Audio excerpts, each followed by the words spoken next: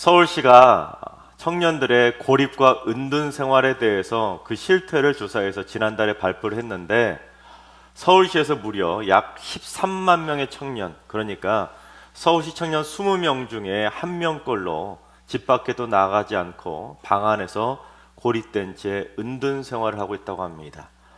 이 수치를 전국으로 확대해서 적용해 본다면 전국적으로 우리나라 청년 약 61만 명이 지금 집 밖에 나가지 않고 고립된 은둔 생활을 하고 있다는 것입니다.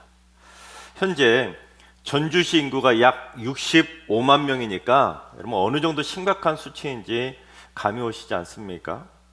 한때 일본이 50년쯤 전에 이 은둔형 외톨이, 히키코모리가 진짜 사회적인 심각한 문제가 되었었는데, 이제 한국도 예외가 아니라는 것입니다.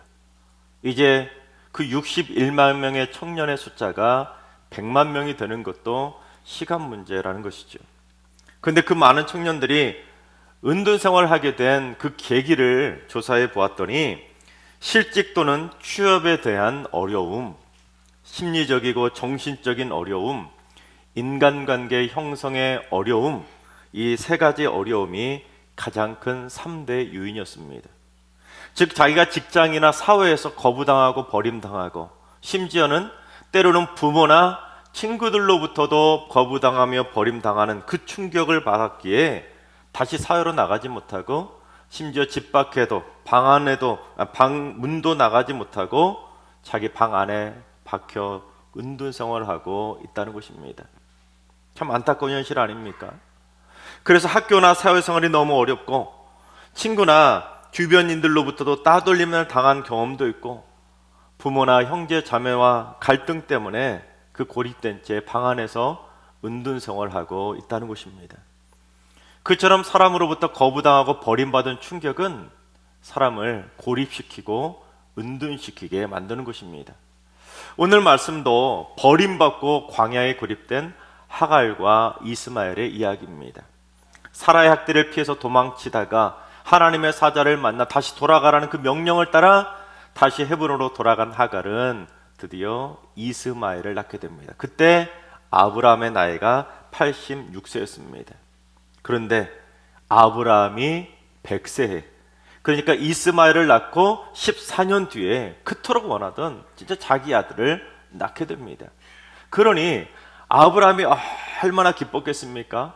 그래서 아브라함은 이 아들 이삭이 젖을 뗀 날, 그걸 기념해서 큰 잔치를 베푸게 됩니다. 학자들은 당시 이삭의 나이가 3돌쯤 되었고 이스마엘의 나이가 17살쯤 되었을 거라고 추정합니다. 그런데 모두가 기쁘게 웃으며 행복한 잔치를 벌여야 될 그 큰 잔칫날에 큰 문제가 터지게 됩니다. 근데 이때 터진 그 큰 문제는 2가지 버전으로 다르게 해석할 수 있습니다. 먼저 A 버전은 우리가 읽고 있는 이 한글 성경으로 해석할 때의 버전입니다. 우리 9절을 봉독해 봅니다. 사라가 본즉 아브라함의 아들 애굽 여인 하갈의 아들이 이삭을 놀리는지라. 잔칫날에, 그 기쁘고 행복한 잔칫날에 사라가 딱 보니까 이스마엘이, 여종의 아들인 이스마엘이 자기 아들 이삭을 놀리는 것입니다. 사라가 90세에 낳은, 어떻게 낳은 아들인데, 딱 하나밖에 없는 아들인데 종의 아들이 감히 자기 아들을 놀리는 것입니다. 그래서 갈라디아서 4장 29절을 보면 바울은 이걸 영적으로 해석해가지고 육체를 따라 난 자가 성령을 따라 난 자를 박해했다라고 표현했습니다. 그 순간 사라는 17년쯤 전에 그 하갈이 자기를, 아이를 못 가졌다고 무시하며 멸시했던 날이 떠올랐을 것입니다. 그때처럼 그 하갈의 아들조차도 자기 아들을 그렇게 놀리는 모습을 볼 때 분노가 폭발해서 결국 하갈과 이스마엘을 쫓아내는 것입니다. 다음으로 B 버전은 한글이 아니라 히브리어 원어를 기준으로 했을 때에 해석할 수 있는 경우입니다. 아브라함이 100세의 아들을 낳고 아들의 이름을 이삭이라고 지어주었는데, 이삭이라는 이름의 뜻이 웃음입니다. 이런 100세의 아들을 낳았는데 어떻게 웃지 않을 수가 있겠습니까? 얼마나 기쁘며 또한 아브라함의 얼굴에 얼마나 큰 웃음이 드리워졌겠습니까? 그런데 아브라함만 웃은 것이 아니었습니다. 창세기 21장 6절을 봉독합니다. 사라가 이르되 하나님이 나를 웃게 하시니 듣는 자가 다 나와 함께 웃으리로다. 사라도 90세 아들 낳고 너무 좋으니까 하나님께서 나를 웃게 하셨는데, 내가 아이를 낳았다는 소식을 듣는 사람들도 전부 다 나처럼 웃게 된다는 것입니다. 실제로 얼마나 많은 사람들이 이삭의 탄생을 보고 얼마나 많이 웃었겠습니까? 그런데 잘 보세요. 사라가 다 나와 함께 웃을 것이라고 말했을 때 사용한 히브리어 단어, 즉 웃음이라는 뜻의 히브리어 단어가 차크라는 단어입니다. 그런데 문제는 9절에 있습니다. 한글 성경이 히브리어를 번역할 때 히브리어 원문에는 없는 목적어를 삽입해서 번역을 한 것입니다. 그러니까 히브리어 원어에는 목적어인 이삭을이라고 하는 단어가 히브리어 원어는 9절에는 없습니다. 그러니까 그러니까 어떤 대상을 이 이스마엘이 놀렸는지 그 대상이 불분명하고 그냥 놀렸는지라로만 번역할 수 있다는 것이죠. 게다가 놀리는지라로 번역한 히브리어조차도 사라가 말했던 웃음이라는 뜻의 차크하고 똑같은 단어가 사용되었습니다. 그러니까 같은 한 장 안에서조차도 똑같은 히브리어 단어를 앞과 뒤에서 서로 다르게 번역한 것입니다. 앞에서는 웃음이라고 번역하고 뒤에서는 놀림이라고 전혀 다른 뜻으로 번역을 해버린 것이죠. 게다가 9절에서는 차크가 히브리어 PL형이라고 하는 그러한 문법 용법으로 사용이 됐는데, 그렇게 문법이 사용이 되면 이 차크라는 단어가 뭐라고 번역할 수 있냐면 놀다, 즐기다라는 뜻으로 해석하게 됩니다. 그래서 이 히브리어 성경을 최초로 헬라어로 번역한 70인역 번역 성경도 역시 놀다라고 번역하고 있고, 한글 성경 공동 번역 성경은 물론 RSV라고 하는 영어 성경도 놀다라고 번역합니다. 그러니까 히브리어 원문의 뜻을 최대한 살려서 그 뜻 그대로 놀다라고 번역을 한 것입니다. 그러니까 이스마엘이 놀고 있었다는 것이죠. 그러니까 9절을 히브리어로 직역하면 사라가 본즉 아브라함의 아들 애굽 여인 하갈의 아들이 놀면서 웃는지라. 그게 히브리어 원문의 뜻입니다. 즉 사라가 잔칫날에 이스마엘이 놀면서 웃는 모습을 본 것이죠. 그런데 여러분 생각해 봅시다. 여러분 돌잔치에 와서 인상 찌푸리고 있는 사람이 있을까요? 여러분 게다가 사라도 다 나와 함께 웃을 것이라고 말한 것처럼 진짜 그 당시에도 젖을 때는 큰 잔칫날에는 다들 웃고 기쁘게 행복하게 잔치를 즐겨야 됩니다. 그런데 사라가 생각할 때는 다른 사람은 몰라도 이스마엘이 웃는 것만큼 내가 죽어도 못 보겠다는 것입니다. 예를 들면 내 아들 돌 잔칫날에 원수가 와서 막 웃고 떠들면서 놀고 즐긴다고 해보십시오. 그걸 고지고대로 볼 수 있는 사람이 누가 있겠습니까? 여기가 어디라고 감히 와서 웃어? 당장 나가 하면서 이렇게 쫓아낼 수 있지 않겠습니까? 꼴도 보기 싫은 것이죠. 어떻게 원수가 웃는 얼굴을 볼 수 있겠습니까? 그러니까 사라는 하갈이 자기를 17년 전에 멸시했던 것을 아직도 해결하지 못하고 그 감정을 콕 눌러놨었는데, 이스마엘이 자기 아들 그 큰 잔칫날에 웃고 떠들며 노는 모습을 보니까 이게 감정이, 그동안 눌러놨던 감정이 폭발하게 된 것입니다. 여러분 어떻게 생각하십니까? A 버전이 맞을 것 같습니까? B 버전이 맞을 것 같습니까? 솔직히 둘 다 충분히 가능한 이야기 아니겠습니까? 그런데 A 버전이든 B 버전이든 진짜 이 사라의 입장에서는 충분히 화를 낼 만한 상황인 것입니다. 그런데 이 사라는 화를 주체하지 못하고 감정이 폭발해버려서 결국 사라가 어떻게 하는지 10절을 봉독합니다.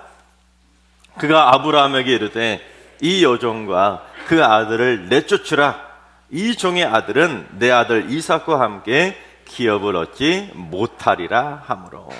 사라가 얼마나 화가 많이 났으면 단도직입적으로 이 여종과 이 아들을, 그 아들을 내쫓으라, 그렇게 막 흥분한 것입니다. 그러면서 이 종의 아들은 내 아들 이삭과 함께 기업을 얻지 못한다는 것입니다. 함께 기업을 얻지 못한다는 것은 쉽게 말해 오늘날로 말하면 이 종의 아들 이스마엘에게는 내가 유산 한 푼도 물려줄 수 없으니까 당장 나가라 하고 쫓아내는 거나 마찬가지입니다. 때문에 아브라함이 아들 문제 때문에 근심하게 되는데, 그때 하나님께서 아브라함에게 뭐라고 말씀하셨는지 우리 12절을 봉독해 봅니다. 하나님이 아브라함에게 이르시되 내 아이나 내 여종으로 말미암아 근심하지 말고 사라가 내게 이른 말을 다 들으라. 이삭에게서 나는 자라야 내 씨라 부를 것임이니라. 근심하지 말고 이삭에게서 난 자라야 내 씨라고 부를 테니까 사라가 하자는 대로 해주라는 것입니다. 이 말은 아브라함과 이삭과 야곱으로 이어지는 그 씨만이 이스라엘 민족이 된다는 것을 선포해 주신 것입니다. 그런데 하나님이 거기서 멈추지 않으셨습니다. 그 뒤에 또 뭐라고 말씀하셨는지 13절을 봉독합니다. 그러나 여종의 아들도 내 신이 내가 그로 한 민족을 이루게 하리라 하신지라. 여기서 그러나가 중요합니다. 그러나 여종의 아들 이스마엘도 내 씨라는 것입니다. 이삭만 내 씨가 아니라 이스마엘도 내 씨고, 이스마엘도 내가 큰 민족을 이루게 해주겠다고 약속해 주신 것입니다. 즉 하나님은 이삭만 사랑하시는 것이 아니라 이스마엘도 사랑하신다는 것을 아브라함에게 분명히 가르쳐 주신 것입니다. 하지만 아브라함은 이스마엘도 내시고 이스마엘도 큰 민족을 이루게 해주겠다는 이 13절의 하나님의 말씀을 무시하듯 행동합니다. 우리 14절과 15절 상반절까지 봉독해 봅니다. 아브라함이 아침에 일찍이 일어나 떡과 물 한 가죽 부대를 가져다가 하갈의 어깨에 메워주고 그 아이를 데리고 가게 하니 하갈이 나가서 브엘세바 광야에서 방황하더니 가죽 부대의 물이 떨어진지라. 아브라함이 아침에 일찍 일어나 하갈에게 뭘 줬다고요? 떡과 물 한 가죽 부대를 하갈의 어깨에 메워줬다는 것입니다. 근데 그 뒤에 가게 한이라고 번역된 히브리어가 살라흐라고 하는 단어인데, 이 단어가 언제 사용되었냐면 아담과 하와가 범죄했을 때 하나님이 에덴 동산에서 아담과 하와를 추방시켰을 때 사용됐던 단어가 바로 이 살라흐라는 단어입니다. 그러니까 겨우 떡과 물 한 가죽 부대만 주고 집에서 추방시켜버리듯이 하갈과 이스마엘을 집에서 쫓아내버렸다는 것입니다. 그런데 그 물을 혼자 마신 것도 아니고 둘이 마시다 보니까 브엘세바까지밖에는 가지 못하고 그곳에서 물이 다 떨어져서 방황할 수밖에 없게 된 것입니다. 지난주에 보여드렸던 지도를 한번 떠올려 보시면 어느 정도 거리인지를 감이 잡히실 텐데, 하갈이 전에는 어디까지 도망쳤었습니까? 브엘라 헤로이라고 하는 그 수르 광야까지 도망을 쳤었는데, 지금 브엘세바까지는 딱 절반 정도의 위치입니다. 그러니까 그 물을 혼자 마셨으면 지난주같이 하갈이 그 샘물까지 갈 수 있었을 텐데, 그 물을 둘이 나눠서 먹어야 되니 결국에는 절반밖에 못 가게 된 것입니다. 그리고 지난주에 제가 그 지역의 광야 사진도 보여드리지 않았습니까? 그 척박하고 황량한 광야로 물 한 가죽 부대만 주고 내쫓아 버렸다는 건, 그러니 여러분 이게 뭘 의미하겠습니까? 죽으라는 것입니다. 하나님께서 분명히 그러나 여종의 아들도 내시고 그도 한 민족을 이루게 해주겠다고 분명히 약속해 주셨으면 적어도 하갈과 이스마엘이 다른 곳에 가서 잘 살 수 있도록 떡과 물도 좀 두둑히 잘 많이 챙겨주고, 하다못해 종도 좀 챙겨서 보내주든가 아니면 돈도 좀 챙겨서 줬어야 됩니다. 아브라함은 충분히 그럴 만한 위치에 있는 큰 부자였기 때문에 얼마든지 그렇게 해줄 수 있었음에도 불구하고 겨우 떡과 물 한 가죽 부대만 줘서 광야로 내쫓아 버렸다는 것은, 추방시켰다는 것은, 이건 차라리 나가서 죽으라는 의미나 마찬가지였습니다. 여러분, 여자가 어깨에 짊어질 수 있는 떡과 물의 양이 얼마 정도 될 것 같습니까? 그걸 가지고 둘이서 버티면 얼마나 버티겠습니까? 그 황량한 광야에서. 그러니 적어도 하갈이 어깨에 메워줄 정도는 아니라 나귀에게 지어줄 정도는 줘서 보내야 되는 거 아니겠습니까? 그리 어디 가서라도 살 수 있죠. 그러니까 이스마엘이 이삭을 진짜로 놀렸든지 아니면 그냥 놀면서 웃었든지 간에 아브라함과 사라가 보였던 행동은 분명히 잔인함입니다. 하갈과 이스마엘을 잔인하게 버리며 쫓아내고 추방시켜버린 것입니다. 실제로 이스라엘에 가보시면 이 아브라함의 행동이 얼마나 잔인한 행동인지 가자마자 느끼실 것입니다. 저도 이스라엘에 가서 광야를 직접 보고서는 이 아브라함과 사라가 참 무섭다는 생각이 들었습니다. 어떻게 잔인하게 저런 광야로 아들을 내쫓을 수 있을까?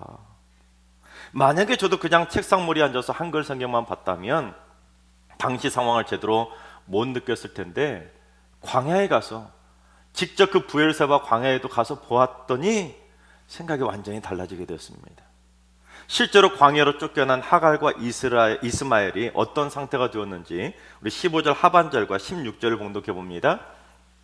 그 자식을 관목 덤불 아래에 두고 이르되 그 아이가 죽는 것을 참아보지 못하겠다 하고 화살 한 바탕 거리 떨어져 마주 앉아 바라보며 소리내어 우니.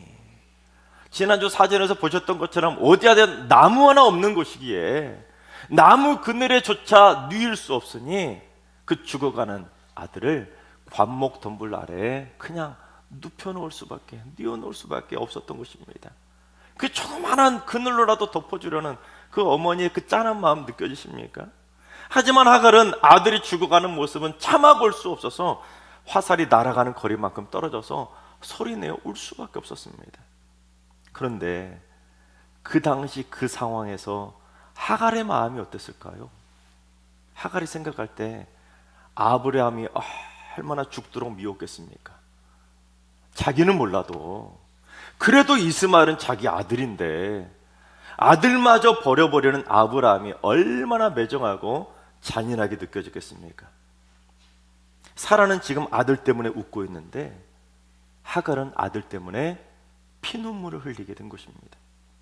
근데 사실 아브라함이 울어야 되는 거 아닙니까? 자기 아들을 쫓아내야 될 상황, 이 기가 막힌 상황에 처했기에 아브라함이 사실은 울어야 됩니다. 그런데 자기 아들을 내쫓으며 추방하면서도 눈물 한 방 안 흘리고 물 한 병만 주고 내보내는 거, 이게 말이 되겠습니까? 여러분, 남한테도 그러진 않을 것입니다. 만약에 진짜 아브라함이 아들 이스마엘을 사랑하고 하나님이 말씀하신 13절 말씀을 이 아브라함이 기억했다면 아차하고 이러다 죽는 거 아닌가 하고는 뒤늦게라도 사람들을 보내서 하갈과 이스마엘을 찾았어야 합니다. 당연하지 않습니까? 그런데 아브라함은 한번 내쫓은 뒤로 매정하게도 다시는 아들을 찾지 않았습니다. 참 잔인하고도 무섭고 냉정한 모습 아닙니까? 그런데 오늘 본문 상황에서 가장 큰 충격을 받았을 사람은 누구일 것 같습니까? 아브라함의 아들 이스마엘입니다. 여러분, 아버지로부터 쫓겨나는 그 상황에 처했다면 여러분 얼마나 큰 충격이었겠습니까? 아버지에게 버림받았는데. 여러분, 아브라함과 사라의 입장에서 생각할 것이 아니라 오늘 본문에 당시 하갈과 이스마엘이 어떤 마음이었을까? 그걸 한번 생각해 본다면 여러분, 누가 보이는지 아십니까? 그때서야 그 크신 사랑의 하나님이 보이게 되는 것입니다. 여러분, 하갈과 이스마엘이 얼마나 잔인하게 쫓겨났는지를 여러분 우리가 충분히 이해하지 못한다면 우리는 그저 오늘 본문 말씀을 읽다 보면 아브라함과 사라가 하갈과 이스마엘을 쫓아냈다, 뭐 그 정도, 아니면 이스마엘이 이삭을 놀렸다, 그 정도로만 머릿속에 그렇게 생각하고 넘어갈 수밖에 없습니다. 하지만 오늘 말씀에 하갈과 이스마엘이 얼마나 잔인하게 쫓겨났는지를 잘 이해해 본다면, 그들의 마음, 그들의 심정을 느껴본다면 오늘 말씀은 인간의 잔인함과 대비된 하나님의 큰 사랑을 보여주고 있는 것입니다. 그 오늘 본문에서 그걸 봐야 되는 거예요. 즉, 본문을 통해서 깨닫게 되는 하나님의 사랑은 첫째, 세상은 잔인하게 나를 버릴지라도 사랑의 하나님은 나를 버리지 않으십니다.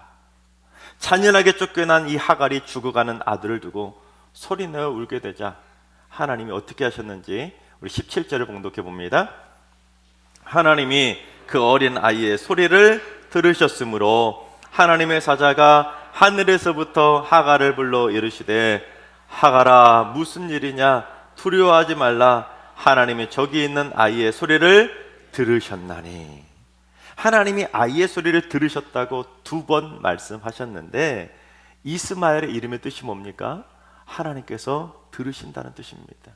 참 기가 막힌 상황 아닙니까? 이 이스마엘의 이름대로 하나님께서는 이스마엘이 죽어가면서 외치는 그 신음소리, 자감의 그 신음소리까지 들으시고 이스마엘을 버리지 않으신 것입니다. 즉 하나님이 하갈을 향해 내가 이스마엘을 이스마엘 해줄 테니까 걱정하지 말고 두려워하지 말라고 격려해 주신 것입니다. 2번째, 세상은 나를 포기할지라도 사랑의 하나님은 나를 붙들어 일으켜 주십니다. 우리 18절 말씀을 봉독해 봅니다. 일어나 아이를 일으켜 내 손으로 붙들라 그가 큰 민족을 이루게 하리라 하시니라. 이스마엘이 큰 민족을 이루도록 해줄 테니까 울지 말고 일어나서 아들을 일으켜 붙들어 주라는 것입니다. 이게 뭘 의미하느냐?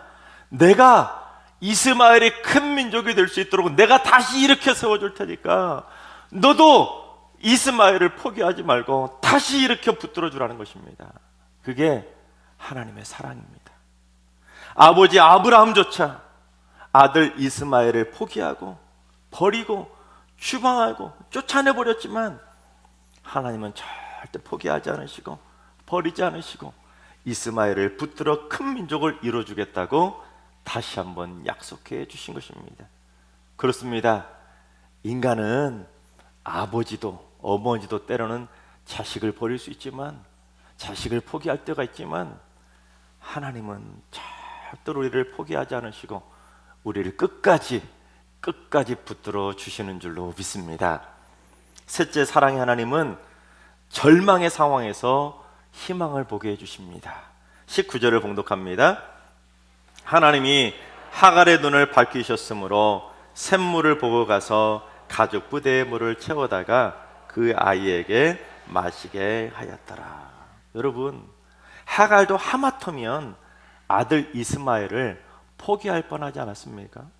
죽어가는 아들을, 차마 품 안에서 죽어가는 아들을 볼 수 없기에 정말 마냥 울기만 할 정도로 하갈도 이젠 더 이상 내 아들 이제 살릴 수 없구나, 자 포기하고 희망을 포기하고 절망할 수밖에 없었던 것입니다. 그런데 하나님께서 하갈의 눈을 밝혀주시자 샘물을 보게 된 것입니다. 그렇습니다. 하나님께서 우리의 눈을 밝혀주시면 죽을 만큼 포기하고 싶은 그 절망의 순간에서조차 희망의 샘물을 바라보게 될 줄로 믿습니다. 하나님께서 사랑하신 여러분, 세상은 나를 버리고 포기할지라도 사랑의 하나님은 나를 포기하지 않으시고 나를 붙들어 일으켜 세워주신다는 사실을 믿으시기 바랍니다.